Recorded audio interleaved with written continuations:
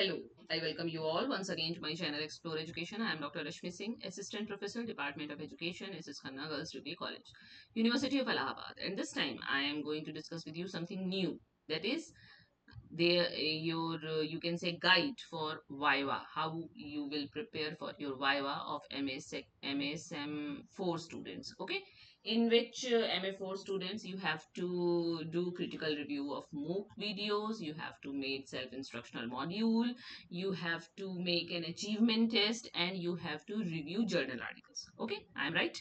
So it is the ultimate Viva playbook for you, a strategic guide to logic, synthesis and confident delivery. देखिए क्या है दी 5 pillars of the viva. सबसे पहली बात कि आप कैसे वाइवा देंगे। वाइवा हमेशा के लिए, यही वाइवा नहीं, आगे भी जितने जिंदगी में आपको वाइवा देने हो, कैसे वाइवा के लिए तैयार होते हैं। स्पीक कॉन्फिडेंटली, विश्वास के साथ बोलिए। अंडरस्टैंड दी लॉजिक, लॉजिक समझिए जो वो पूछ रहा है एग्जामिनर आपसे, आपको क्या बताना है। मूव बियॉन्ड डेफिनेशंस, डेफिनेशंस के बियॉन्ड भी बताइए अगर आप समझते जानते हैं तो हम लोगों को इसमें करना था massive open online courses moves का रिव्यू करना था। मूव का क्रिटिकल वीडियो रिव्यू हो गया, सेल्फ इंस्ट्रक्शनल मॉड्यूल बनाने, अचीवमेंट टेस्ट बनाना और जर्नल आर्टिकल रिव्यू करना, यही काम था ना। तो हालांकि ये पांच चार हैं, उसी को पांच कर दिया है। तो massive open online courses scale इनका क्या है, लार्ज स्केल है। एक्सेस क्या है, सब इन तक पहुंच सकते हैं अगर आपके पास इंटरनेट कनेक्टिविटी है। और डिजिटल पेडागोजी का ये हिस्सा है, हम जानते हैं। वीडियो मूव क्रिटिकल रिव्यूज के 6 डायमेंशन है, इवेलुएशन फ्रेमवर्क है कि आपने कैसे इसको इवेलुएट किया। Self instructional module, the architecture of independent learning. भाई सेल्फ इंस्ट्रक्शनल हम खुद पढ़ सकते हैं, टीचर वहां पे टीचर सबॉर्डिनेट मतलब टीचर कंटेंट की रूप में है, वो कहीं प्रेजेंट नहीं है, हम वो बस वो साथ लेके चल रहा है। अचीवमेंट टेस्ट में आप अचीवमेंट टेस्ट कैसे बनाएंगे, कैसे मेजरमेंट और कैलिब्रेशन किया जाता है। और जर्नल आर्टिकल का रिव्यू, उसमें भी 8 पॉइंट रिसर्च डायग्नोस्टिक, क्या क्या आपको देखना चाहिए जर्नल आर्टिकल रिव्यू करते समय। अब देखिए दी, ये गलत हो गई है स्पेलिंग, इस पे ध्यान मत दीजिए, एनाटमी होना चाहिए था। Scale and accessibility, the anatomy of a MOOC, है ना। Online courses design for unlimited participation and open internet access. Open आपके पास इंटरनेट एक्सेस हो, आप अनलिमिटेड पार्टिसिपेशन आप इसमें कर सकते हैं। मैसिव मतलब लार्ज स्केल ऑफ लर्नर्स, बहुत सारे लर्नर इसमें इन्वॉल्व हैं। ओपन मतलब free and accessible without eligibility restriction, किसी को रोका नहीं गया है। ऑनलाइन का मतलब इंटरनेट बेस्ड डिलीवरी है, और कोर्स का मतलब ये स्ट्रक्चर्ड कंटेंट है, एक्टिविटीज होती है इसमें और असेसमेंट होता है जैसा कि कोर्स में होता है। अब इसका इवोल्यूशन एंड इम्पैक्ट देखें तो 2008 में उसका ओरिजिन है। First c MOOC launched by Siemens and Downes, term coined by Dave Cormier, ये सब मैं आपसे पहले भी डिस्कस कर चुकी हूँ। और 2017 में भारत का नेशनल प्लेटफॉर्म आ रहा है स्वयं लॉन्च, हालांकि एनईपी के अंदर तो लॉन्च किया ही गया है, लेकिन ये स्वयं में जो है इंडिजिनस प्लेटफॉर्म है। Okay, then the duality of scale, इसकी स्ट्रेंथ क्या है, ये एजुकेशन को इसने डेमोक्रेटाइज किया है। डेमोक्रेटाइज का मतलब मास तक, यानी कि जनता तक इसने शिक्षा को पहुंचाया है। हाई क्वालिटी एक्सपर्ट कंटेंट आपको मिल जाता है। हाईली फ्लेक्सिबल है, एनईपी 2020 के लाइफ लॉन्ग लर्निंग गोल से अलाइन है, क्योंकि हम जिंदगी भर पढ़ सकते हैं। जब एक मूव खत्म करिए दूसरे में इनरोल हो जाइए, वो पढ़िए तीसरे में इनरोल, कोई ये नहीं है डी लिमिट की, इससे ज्यादा मूव नहीं कर सकते आप, है ना। लिमिटेशंस लेकिन इसकी हैं कि 80 से 90% ड्रॉप आउट रेट है। मतलब दुखद बात यह है कि जो लोग इनरोल होते हैं वो पूरा कोर्स कंप्लीट करते नहीं है, बीच में छोड़ देते हैं। Exacerbates the digital divide, lacks personal, क्यों, क्योंकि डिजिटल डिवाइड तो है ही, पर्सनल इंटरेक्शन की कमी है, तो वही जो इमोशनल कंटेंट जो लैक करता है ये, और अनसूटेबल फॉर लैब्स और क्लिनिकल स्किल्स है, ये इसकी लिमिटेशन है। इसके बावजूद ये बहुत पॉपुलर है और बहुत तेजी से हायर एजुकेशन के सिनेरियो को चेंज करना है। तो ये दी एनाटमी है भाई, इसको ध्यान दीजिएगा, ये आर है। ओके, देन टू पेडागोजीज है, एक्स मूक और सी मूक। मैंने आपको डिफरेंट टाइप्स ऑफ मूक भी बताया अलग अपने वीडियो में। तो डिमेंशन क्या है एक्स मूक के, ये एक्सटेंडेड मूक का एक्स लिया है और ये कनेक्टिविस्ट का सी लिया है। फाउंडेशन क्या है इसकी, बिहेवियरिस्ट या कॉग्निटिविस्ट, और इसकी कनेक्टिविज्म है जो कि जॉर्ज सीमेंस की थ्योरी है। प्राइमरी फोकस इसका कंटेंट डिलीवरी पे और टेस्टिंग पे है, जबकि इसका प्राइमरी फोकस देखिए कह रहे हैं ना कनेक्टिविस्ट, यानी कि जोड़ने से, तो नेटवर्किंग और पीयर नॉलेज क्रिएशन इसका फोकस है। फिर मैकेनिक्स इसकी है, जैसे वीडियो लेक्चर होते हैं, क्विजेज होती है, सेंट्रल सिलेबस होता है। लेकिन सी मूक की डिसेंट्रलाइज है, क्योंकि पीयर नॉलेज क्रिएशन है, इसलिए हम भी कुछ जोड़ सकते हैं, आप भी कुछ जोड़ सकते हैं, कोई और भी कुछ जोड़ सकता है, इसलिए ये डिसेंट्रलाइज है, पावर किसी एक के पास नहीं है। पीयर लर्निंग इसका मैकेनिक्स है और डिस्कशन इसमें होता है। इसके एग्जाम्पल हैं आपके कोर्सेरा, ईडीएक्स, एनपीटीईएल, यानी कि हम लोग जनरली जो मूक पढ़ते हैं वो एक्स मूक है, ठीक है ना। और सी मूक का अर्ली सीमेंस डाउन कोर्सेज जो बने वो सी मूक पे बने। अब आगे देखिए, the hot seat MOOCs what the examiner will ask and how to answer. क्या पूछ सकता है वो, ये भी पूछ सकता है, मतलब ये बस प्रोबेबल क्वेश्चन है। What are the limitations of MOOCs in the Indian context. तो आप बताइए कि इंटरनेट प्रॉब्लम तो है ही, लेकिन डिजिटल डिवाइड है, किसी के पास इंटरनेट है किसी के पास नहीं है। हाई ड्रॉप आउट रेट्स हैं due to lack of accountability, क्योंकि हमारी कोई अकाउंटेबिलिटी नहीं बनती, हम जुड़े हैं उसमें, हमारा मन नहीं कर रहा है, हम प्रोक्रास्टिनेशन में हमने छोड़ दिया, हमने पूरा नहीं किया। लैंग्वेज बैरियर तो है ही, क्योंकि ज्यादातर मूव्स इंग्लिश में है। Lack of universal accreditation by employers, ये भी है, हालांकि ये कम पॉइंट है, कम वजन है इस पॉइंट पे। Then how are MOOCs related to NEP 2020, क्या ये पूछा जा सकता है? Yes.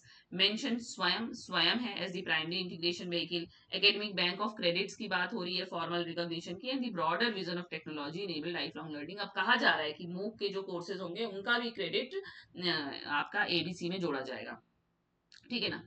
Then deconstructing video moves, अब ये डायमेंशन जिसके तहत आपको पढ़ना था कि कैसे आपको इवेल्युएशन करना है, पूछा जा सकता है कि कैसे आपने इवेल्युएट किया, कौन से पॉइंट्स ध्यान दिए।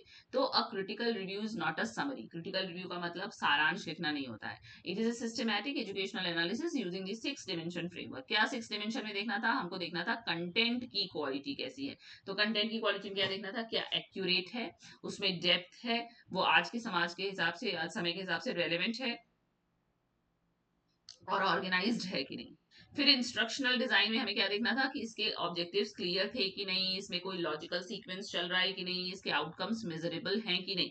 देन पेडागोजिकल अप्रोच आपको देखनी थी, कैसे पढ़ाया गया, लर्नर वर्सेस टीचर सेंटर्ड है। टीचिंग, बहुत सारी टीचिंग स्ट्रेटेजी का अपनाया गया, जैसे लेक्चर भी दिया गया, डेमोन्स्ट्रेशन भी किया गया। फिर आपको देखना था मल्टीमीडिया इन प्रोडक्शन, कि इसमें ऑडियो विजुअल यूज किया गया कि नहीं, है ना, केवल डेकोरेटिव तो नहीं था, पर्पसफुल था कि नहीं ऑडियो वीडियो। देन लर्नर का एंगेजमेंट था कि नहीं, एक्टिव पार्टिसिपेशन, क्विजेस, फोरम्स या रिफ्लेक्शंस इसमें पूछे गए कि नहीं। और स्ट्रेंथ्स और लिमिटेशंस आपने देखना है कि ऑब्जेक्टिव अप्रेजल करना है और स्पेसिफिक टारगेट ऑडियंस रिकमेंडेशंस देने हैं, जैसे कि जिस टारगेट ग्रुप के लिए बना था उसके हिसाब से कम रोचक था, बोझिल था, प्रश्न नहीं थे, ऑडियो वीडियो विजुअल सिर्फ डेकोरेटिव था, जो भी आपको समझ में आए। तो ये 6 डायमेंशंस हैं जिनके तहत किसी वीडियो मूव का क्रिटिकल एनालिसिस करना चाहिए, कि क्वालिटी कैसी है, डिजाइन, इंस्ट्रक्शनल डिजाइन कैसा है, पेडागोजिकल अप्रोच कौन सी फॉलो की गई, मल्टीमीडिया क्या यूज हुआ, और लर्नर इंगेज था कि नहीं, और स्ट्रेंथ्स और लिमिटेशंस। ओके। देन आपसे गोल्डन टिप फॉर्मूला वो कह रहा है कि measuring the mastering the evaluation question, क्या पूछा जा सकता है कि कौन सा मूक आपने रिव्यू किया, है ना। तो आप बताइए कि आई इवेलुएटेड, हिंदी में बताइए कि मैंने फला मूक का नाम बताइए, इस प्लेटफॉर्म से लिया, इस मूक को इवेलुएट किया, और ये 6 डायमेंशंस थे जिसपे मैंने इसको इवेलुएट किया, और मेरी फाइंडिंग ये है। Then provide 2 specific strengths and 2 specific limitations, आप बता सकते हैं कि मैंने जो मूक रिव्यू किया उसके ये 2 स्पेसिफिक स्ट्रेंथ थे और ये 2 स्पेसिफिक कमियां थी। वेग समरी मत दीजिए कि it was a good course but the videos were A bit boring, ये वेग है। लेकिन कंटेंट, अगर क्लिनिकल एनालिसिस करनी है तो कैसे कहेंगे आप कि कंटेंट कॉम्प्रिहेंसिव था, वेल सीक्वेंस था, लेकिन लर्नर एंगेजमेंट मिनिमल था, कोई डिस्कशन फोरम और असेसमेंट नहीं था, या जो असेसमेंट था वो सिर्फ रिकॉल बेस्ड प्रश्न थे, कोई एप्लीकेशन बेस्ड क्वेश्चन नहीं था। तो ये है, इस तरीके से सब वेग नहीं लिखना है कि अच्छा था पर ये बोरिंग था, ये किस तरीके के आंसर हो जाते हैं, जैसे कि आप बस जनरल बात करें, बी स्पेसिफिक, है ना। देन आप आ जाइए एसआईएम पे, सेल्फ इंस्ट्रक्शनल मॉड्यूल पे, the teacher built into the page, हमने कहा ना कि टीचर पेज बन गया है यहाँ पे, self contained structured package enabling independent open and distance learning. Open distance learning में बहुत चलता है एसएलएम या एसआईएम। तो कोर प्रिंसिपल क्या है? The module is the teacher, यहाँ मॉड्यूल ही टीचर है। It guides, explains, checks understanding and provides immediate feedback allowing complete self pacing. तो टेक्स्ट बुक में क्या होता है? Written to support classroom teaching, passive tone में लिखी जाती है, requires a teacher present to explain and access. देखिए टेक्स्ट बुक इस टोन में लिखी जाती है कि टीचर इसको पढ़ाएगा और एक्सप्लेन करेगा और आपको समझाएगा, लेकिन एसएलएम या एसआईएम किस टोन में लिखा जाता है कि ये खुद बोले। Written for independent study, conversational tone में लिखी जाती है कि आइए अब हम सीखेंगे, यू विल नाउ लर्न, तुम अब ये सीखोगे। embedded with in text questions and self assessment for immediate independent feedback, और इसमें इन टेक्स्ट क्वेश्चंस embedded होते हैं और ये सेल्फ असेसमेंट, इससे आदमी मतलब व्यक्ति कर सकता है, अपना इमीडिएट और इंडिपेंडेंट फीडबैक मिल जाता है। Then the 10 components of SIM structure, देखिए कैसे बनाएंगे आप। सबसे पहले आप कवर पेज बनाएंगे जिसको जो अट्रैक्टिव होना चाहिए, इंट्रोडक्शन लिखेंगे कि लर्नर की एक्सपेक्टेशन क्या है इस मॉड्यूल से, देन आप लर्निंग ऑब्जेक्टिव्स लिखेंगे जो कि स्पेसिफिक होने चाहिए, मेजरेबल होने चाहिए, ब्लूम्स टेक्सोनॉमी के हिसाब से होने चाहिए। फिर आप प्री असेसमेंट करेंगे, मतलब कि लर्नर जिसको आप पढ़ाने जा रहे हैं, जिसके लिए मॉड्यूल बनाने जा रहे हैं, उसके लिए एक प्री टेस्ट कर लीजिए, एक डायग्नोस कर लीजिए कि उसकी क्या उसका प्रायर नॉलेज हो सकता है। तब आप कंटेंट लिखिए, कैसे सिंपल लैंग्वेज यूज करिए, हैवी ऑन चंक्ड बनाइए। फिर इन टेक्स्ट क्वेश्चंस बनाइए, आपको कुछ जब आप कुछ पढ़ाएंगे तो कुछ पूछना पड़ेगा, कुछ आप अंडरस्टैंडिंग लेवल के कुछ क्वेश्चंस बना लीजिए, तब आप उसमें एक्टिविटीज डालिए कि रियल वर्ल्ड एप्लीकेशन या रिफ्लेक्शन से संबंधित। फिर पोस्ट टेस्ट डालिए, क्योंकि भाई हमने पहले उनकी प्रायर नॉलेज देखी, फिर हमने पढ़ाया, फिर हमने उनसे कुछ पूछा, फिर जांचेंगे भी तो कि वो समझे कि नहीं। फिर इवेलुएट करिए कि फाइनल ऑब्जेक्टिव अचीवमेंट, फिर उनको फीडबैक दीजिए। Enable self correction without a teacher, ताकि वो टीचर के बिना वो फीडबैक उसको समझ में आ जाए, उसको मिल जाए, और तब समरी दीजिए। ठीक है ना। तो ये पूछ रहा है कि किस क्लास के लिए आपने बनाया ना, 6 के लिए बनाया, 7 के लिए बनाया, 8 के लिए बनाया, तो आप कहिए कि हमने एनसीईआरटी या स्टेट सिलेबस या जिसकी भी किताब का उठाया है और उसका कॉग्निटिव रेलेवेंस देखा है एज ग्रुप के हिसाब से, और डिस्टिंक्ट मेजरेबल ऑब्जेक्टिव्स बनाए हैं, जो भी आपने किया है काम इसमें। Then constructing an achievement test, है ना, standardized measurement of specified learning objectives after instruction. It measures what has been learned, not innate aptitude. इसमें ये बनाना है कि क्या सीखा है बच्चे ने, एप्टीट्यूड नहीं चेक कर रहे हैं, ये चेक कर रहे हैं कि उसने क्या सीखा। तो इसके भी 6 स्टेप हैं, देखिए कंस्ट्रक्शन इंजन बना दिया है इसमें। कि पहला है, पहले आप ऑब्जेक्टिव से स्पेसिफाई कीजिए, गोल्स बनाइए ब्लूम्स टेक्सोनॉमी के हिसाब से, नॉलेज कॉम्प्रिहेंशन एप्लीकेशन कौन सा गोल है। दूसरा, टेबल ऑफ स्पेसिफिकेशन बनाइए, यानी कि आप ब्लू प्रिंट बनाइए, क्या क्या कैसे करेंगे, सब कुछ ब्लू प्रिंट में होता है।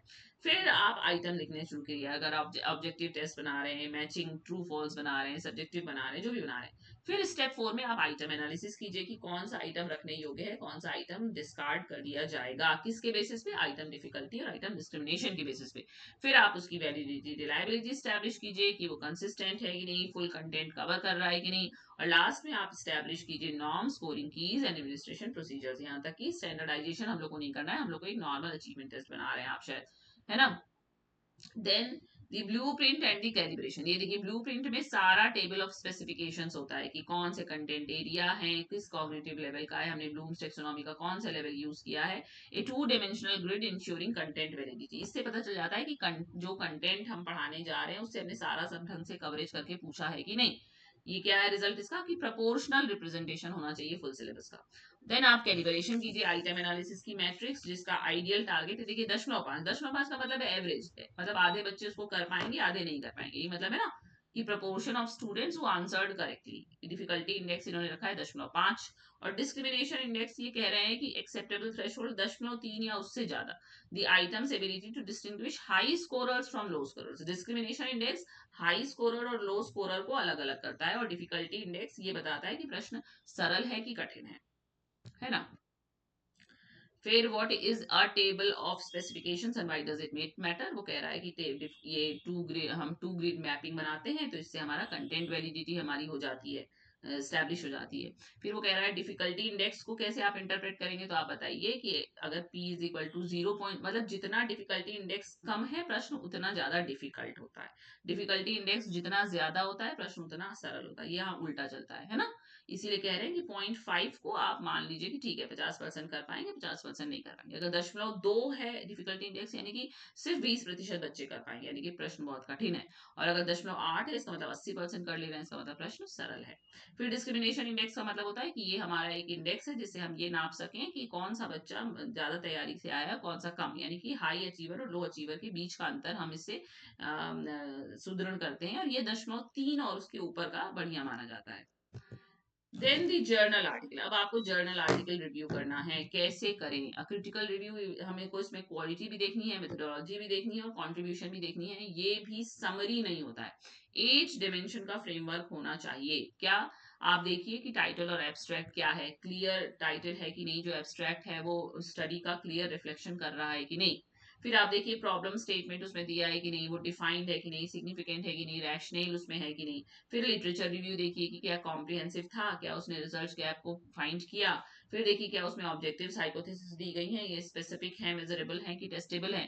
फिर रिसर्च मेथोडोलॉजी देखिए कौन सी डिजाइन यूज हुई है, कौन सा सैम्पलिंग, कौन सा टूल लगा है। फिर डेटा एनालिसिस कीजिए, मतलब डेटा एनालिसिस देखिए कि स्टैट्स कौन सी लगी, रिजल्ट्स का क्लियर प्रेजेंटेशन हुआ कि नहीं। फिर फाइंडिंग देखिए कि कैसी फाइंडिंग दी गई है, उसने डेटा से जो निकल के आए वही फाइंडिंग है कि कुछ और है, ऑनेस्टली एक्नॉलेज किया है कि नहीं। और तब ओवरऑल कंट्रीब्यूशन देखिए कि जो न्यू नॉलेज ऐड हुई है, कौन सी न्यू नॉलेज ऐड हुई है, एजुकेशनल इम्प्लीकेशन जिसको कहें कि इसने एजुकेशन के फील्ड में क्या एड ऑन किया है।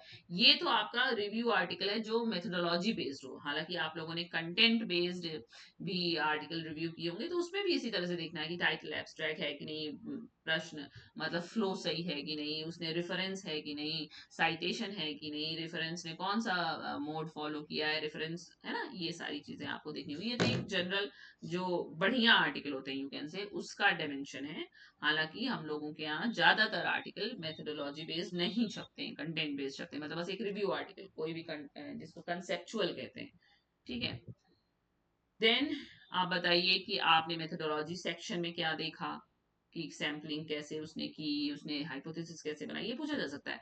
लिटरेचर रिव्यू को आपने कैसे इवेलुएट किया, तो आप देखिए कि आपने सिर्फ साइटेशन नहीं देखे, बल्कि आपने देखा कि नए साइटेशन हैं कि नहीं, उसने लॉजिकली उसको अरेंज किया है कि नहीं, रिसर्च गैप निकाला है कि नहीं, है ना।